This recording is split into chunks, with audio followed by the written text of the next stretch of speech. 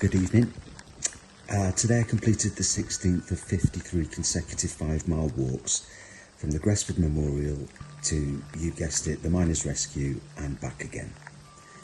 After surviving a peltering from a surprise hailstorm, I had the pleasure of sitting down with George and a couple of volunteers at the halfway point and was once again reminded of the brilliant things they do for the community and for the preservation of mining heritage. They've got loads of great content on their website if you'd like to visit. Even better, give them a visit if you can. I know of no place quite like it. The atmosphere is always welcoming and there's so much going on there. After the seriously heavy films of the past few days, I think a change of tone is required, just for the weekend. And so I'll give you a tour, some history and some trivia about Gresford, after which the colliery is named, even though it's in Pandy.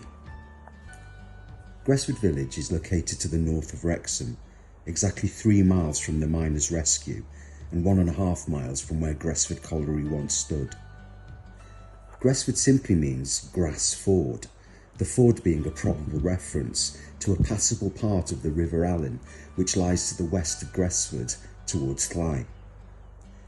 The existence of Gresford was recorded in the Domesday Book in 1086 with a church, although not All Saints, which was built some 400 years later, and a priest and enough feudal tenants and smallholders to at least hint at the possibility of a community. Only 3 miles from the English border, Gresford historically stands on what are described as debatable lands.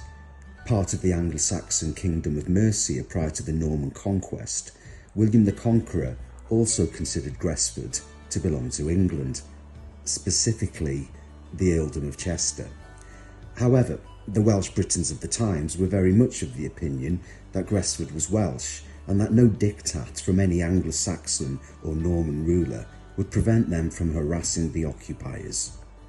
Historian Alfred Palmer concurred, stating that when the village is raised, we'll find all the lords of the land were Welsh-speaking.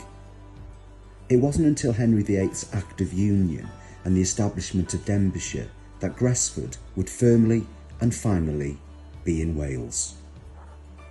By the 19th century, improved transport links had opened up North Wales to tourism, and one traveller described Gresford as a tract of country remarkable for the richness of its soil, the beauty of its scenery, and the pleasing views it presents. The little vale of Gresford is one of the most lovely in the whole country.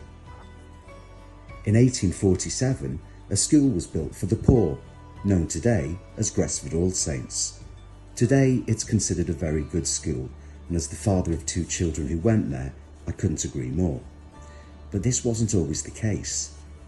Not long after opening, it was subjected to a school inspection, which found that neither the husband and wife, who also were the master and mistress, had ever been trained to lead a school.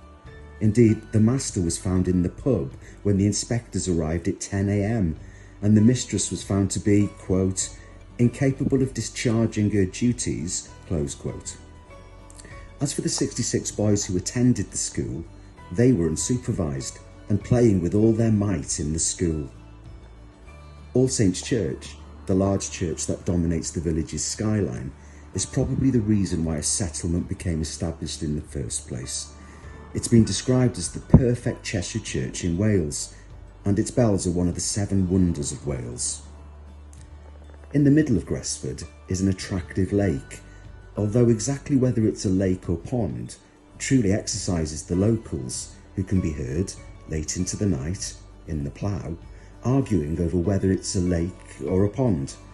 For these purposes, and at risk of being ostracised from the village, I'll refer to it as a lake, even though there is no actual distinction, and if there was, it does seem to have much more in common with a pond rather than a lake. Whatever it is, you'll find it populated by ducks, fish and dragonfly, and at least once a year by scarecrows. Just ask a local. A word of caution though, in support of ducks. Ducks hate bread.